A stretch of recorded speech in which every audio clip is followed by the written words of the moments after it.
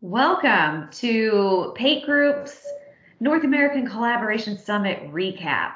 Uh, Richard and I are still kind of on a high from being face to face with people at a conference for the first time in forever. Right. So it was so good, wasn't it? It was. It was really great.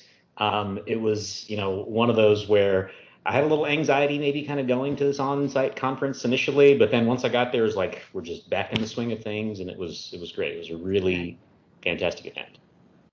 Absolutely was.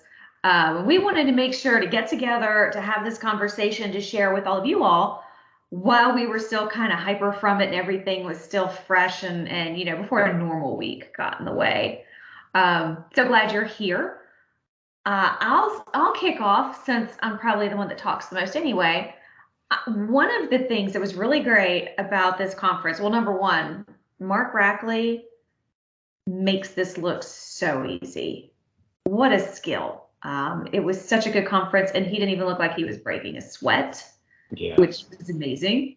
He's got a lot of experience now in hosting the conferences, so yeah. Yeah, he knows how to make it look easy. But one thing that really feels like a takeaway from the week is, we've been in teams for a long time at Pate Group. We've been in teams for 4.75 years now, I would say.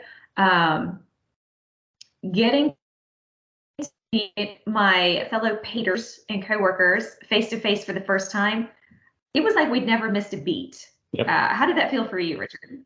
Yeah, I agree entirely. It's been obviously everybody has had a very unique past year and a half or however long at this point with the whole working from home model and being disconnected from your teammates. And so, there were many of us at Pate Group who have actually worked together as a team for going on a couple of years now, who had actually just never had the right opportunity to actually meet face to face. So this was a really exciting time because we had a whole group of us together there, and it was great. It was, just like we had been working together all in the same room all along, basically. Yeah, it was, which I think was a little scary for our bosses, Mark and Stephanie, to go, oh my gosh, can we contain them? No, you can't contain Pate Group, right? Yeah. But it was really great to see the tools we use for meetings, calls, and things like this. We're recording this in Teams right now. To see that kind of expand up to run an entire conference with hundreds of people, some on site, some dialing in, and just to really bring both worlds together. Mm-hmm. That was really great. That was a neat experience. And I've participated in like the virtual marathon and stuff, and we've done countless virtual things, but this was legit hybrid. Yeah, I think it was really. Yeah, I agree. I think it was really interesting and just encouraging to see how people really participate in this type of event almost second nature now, really, because clearly, again, online events have been a very common thing now for quite a while. And the in-person events, hopefully, are going to start becoming a more common thing now in the near future. But like you said, there were some people that were online. There were a good number of attendees that came in person, which was outstanding. And then there were even, people here and there that were actually jumping into the Teams meetings, but were there in person as well too, because it just suited them, their needs better. Maybe they needed to be, sitting in the hallway, but they wanted to kind of jump back and forth between two different sessions that were going on simultaneously, instead of trying to like run from room to room and then miss parts of it. They would just jump onto one Teams meeting because it was online, and then they'd go to the next one. Or sometimes, technology happens, and so occasionally a projector wasn't working, like one wasn't working in one of my sessions. And so I just asked everybody there, because they all have their laptops, just if you want to jump in the Teams meeting, like everybody who's online, then at least you can see all the slides I'm presenting because the projector wasn't running. So again, it was just really cool to see how we're able to leverage the technology. Teams obviously at the forefront of this for being able to have this type of event really at scale and as successful as it was. It really brings to mind too how powerful these tools are. So as return to work is happening or is going to be happening, that hybrid situation is going to be so much better than it could have been pre-Teams, right? Because obviously Teams is fantastic. But to see, because like at Pay Group, we did an Ask Me Anything just for the virtual attendees, right? Because they didn't get to come to the ice cream social. Now, I will confess, our friend Jay Leask brought me a bowl of ice cream, so I was for part of that eating ice cream in front of them. I'm not sorry, but I apologize if that They didn't seemed break rude. down. Yeah. I'm a favorite. But being able to do that, to include them because they couldn't be in the on-site things, of course, in my side. But there's certain concerns right now in this crazy world that have to be taken into consideration. These tools are really, it's just really impressed me this week. How I was still hungry for the face-to-face, but to see how it's facilitated the relationships and made this hybrid conference just feel like one big conference. Yeah. Really kind of neat. It's very impressive. Absolutely. Yeah. And where the details come in is where I think that, having a team, that is to say a Microsoft team, that everybody in the conference was an attendee in, and then having that broken down into these various channels, and then really just having every one of the sessions spun up as a channel meeting just in time as the session was beginning was just brilliant, because again, it just leverages the tool the way that it's intended to work, which is that people can just kind of jump in and out of those. You don't have to be invited. You don't have to really kind of know exactly what time it is. You just have to kind of look at the schedule and say, oh, this session's going on, I want to jump into this one. And, you could just shoot over to that channel and just join right in, even from your mobile device for that matter. I did a whole session. Well, speaking of sessions, I delivered 2 sessions last week, as well as a half-day workshop. One of them was all centered around everything and anything mobile apps in Microsoft 365. So, again, just kind of trying to showcase the fact that if you're out and about, or if you, have one of those job roles that requires that you're out and traveling quite regularly, or at least away from your desk, then you can certainly still continue being really productive with all these Microsoft 365 tools from those mobile app experiences, either on your phone or on a tablet, et cetera. So yeah, being able to even just jump into any of these event sessions through your phone, through Teams, is also, a super compelling thing to be able to do, and really drives the point around this hybrid connectivity. But I did that one, and then I did another one centered around personal task management for Microsoft To Do. Everybody knows that I'm a huge Microsoft To Do fan, and it's kind of one of the ways. I play one on TV sometimes, an organized person. But it's, my way of trying to say, hey, if you weren't aware that there's this really just great utility built into the service, here's what it's all about, and here's how maybe you could benefit from keeping track of your own tasks and so forth. But how about you? What kind of sessions did you have, Joy? I mean, I know the answer. Mark knows how to get the most out of his attendees, doesn't he? So I did a full day workshop on Monday, which at first I was really kind of like, oh my gosh, a full day. It was on modern architecture, how to go from file shares or legacy SharePoint, or maybe just how to modernize SharePoint Online if you're still in that classic way of thinking about your information architecture. I mean, we stepped through like, what the heck is information architecture? Metadata, taxonomy, folksonomy. We did it all. And I was really intimidated about this at first, because Jay and I never met face to face, but we've done a 1-hour version of the session twice before. But I used to do nothing but SharePoint training. Those were 4 and 5 day engagements. So I was like, it's going to be fine. It's going to be fine. Oh, it was so good. We had a ball. So we did that. And then Tuesday, I was a total slacker.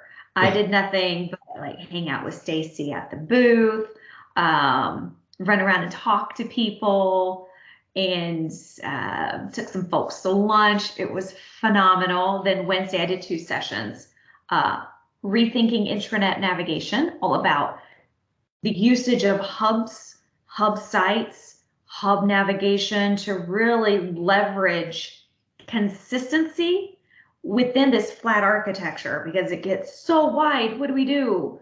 So that was that. And then how to build intelligent intranets with SharePoint and Teams. Because remember from what, 2 years ago, hashtag better together. Mm-hmm. So it was fantastic. And both of those felt like they pivoted really well off of my mine and Jay's workshop. But Awesome. I mean, it was so great.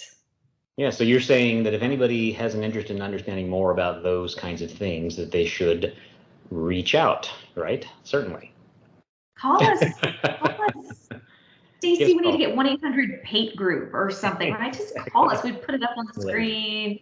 Yeah, it might work. Can we do that? Can we do that? It would be fantastic. So question for you. Yeah. When we're sitting there or walking around, right, we had all these conversations. Was there anything at this conference, maybe from a people perspective or maybe from a technology perspective, that you were just like, this is different than it used to be? Give me a little more about that, just so I understand where you're heading. Not just, used to it was all about the tools, the tools, the tools, the tools, the tools. Oh yeah. For sure. Yeah. It definitely, there was a lot more talk amongst a lot of the attendees in general, but speakers in terms of what they were presenting content on, that was really not as much centered around all of the technical, here's the ins and outs and here's how you do some of the development, this and that and the other. There was lots of that still too, but there was a heavier emphasis really kind of centered around how do we take this just extremely rich platform of capabilities inside the Microsoft Cloud and be able to really get the best, overall benefit for people that use it, the employees of our organizations, and how do we ensure that they're using them to help with all the challenges that are going on today, especially again around the fact that people are connected and a lot of companies are still trying to figure out their strategy for either getting back in the office or unfortunately maybe pivoting back to we're going to stick with this working from home model for some length of time or whatever. So, especially when you hear about Microsoft talking about Microsoft Viva, and the ability to leverage these capabilities in Microsoft Viva for ensuring that the overall experience of employees has the potential of really, driving the most benefit. Yeah, there was a lot of talk about that. There's a lot of discussion, really, and interest, I would say, in those areas from people in this conference. For that matter, actually, I did have a half-day workshop, not a full-day workshop like you and Jay, but I had a half-day workshop on day one that was entirely centered around just what do you need to know as an administrator to kind of get what's called Viva Connections up and running in your environment, because there's a number of moving parts to it. And, today Microsoft has, the majority of it really available, which if you hadn't heard about Viva Connections, just kind of think of it from the technology side as it's basically being able to bring the full experience of your SharePoint-based home site intranet, kind of bringing that into Microsoft Teams so that it's there a single click away from all of the other things you already do in Teams, where you can chat and you meet and all your files, and then a single click, and now you're there inside your company engagement portal, if you will. So there's a number of moving parts to that, and so me and Liz Sundit with Microsoft actually did a big 3-hour session on that. And yeah, I think we got a lot of really great kind of comments and questions centered around that, and people really trying to understand again. So where does this take us? Like, where does that take your organization, and how do we kind of get to that next level? So yeah, it's been a really eye-opening, to hear so much of that buzz going on. Definitely. I've got a new phrase, and I can't claim that it's original to me using it in this context, because I think when you're where we are and we all work together so closely in this community, it's easy to pick things up or to kind of have that same, group think mentality happening. But single pane of glass is what really comes through for me.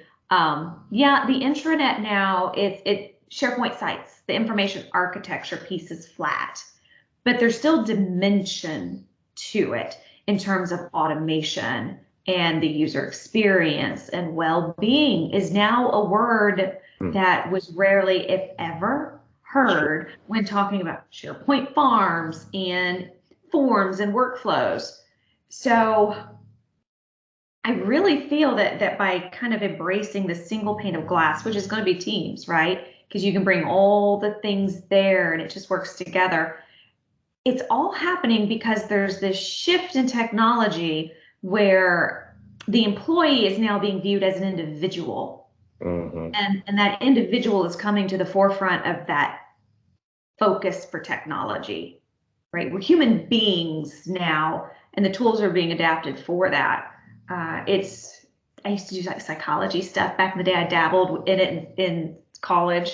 So that's just really something that I find very, very interesting. It's not just good user interface, right? That's always been a conversation, because if people don't like the way it works, they won't adopt it, or they're going to complain to the help desk all the time.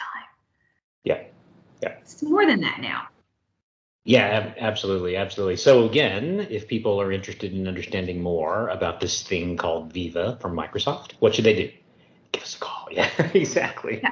If you can't tell from our I'm sure we'll do a little closing blurb at the end. I'll have all the social medias. Oh, so now I feel I have to do the plug. If you are a technologist wanting to keep your finger on the pulse of all these updates and announcements, Twitter, don't roll your eyes, I saw you. Twitter is the place to be. If you're like, social media, it's so negative, you don't follow the negative stuff. You block that out of your world and you just follow the goodness of the community. It's such a good place to be. It's an uplifting place to be. Truly, truly is. Which I think is going to bring me to mention that, did you see, we had some internal conversations yesterday, and then it went to social media. Yeah, I know, social media. Today, dates have been announced for NACS 2022. Right. Get excited. Get excited about that. Yeah. Now, go ahead. I don't remember numbers. So what were those dates? I know. I was just looking at it myself. So it looks like the dates for the North American Collaboration Summit, or as we call NACS, is going to again be hosted as a hybrid event, I believe, in Branson, Missouri next year, October 12th through the 14th. It looks like at this point. So those dates are locked in. You actually can go register now if you'd like. And again, we're going to be blasting this stuff out all over social media, so be on the lookout for that. Would certainly encourage you, what do you think, Joy, to consider trying to get registered sooner rather than later? Because if any indicator from how things went at this event is where that trend is going to go for next year's event, I think it's going to be, pretty exclusive, if you will, or a limited number of seats, I think. Yes. Yeah. There will be a limited number of seats, tickets available for in person.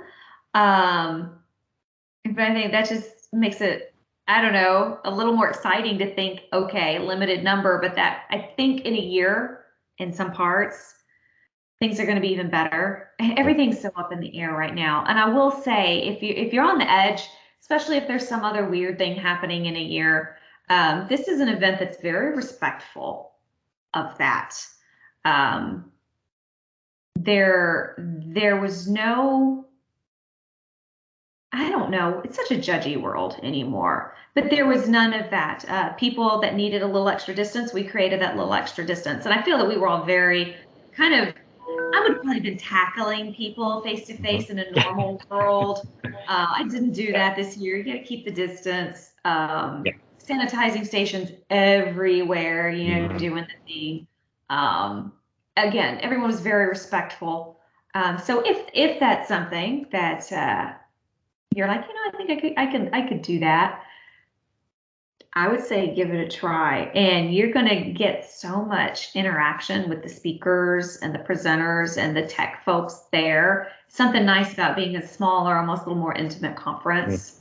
It's a very unique experience, and I'm excited about something. And this is extremely selfish on my part.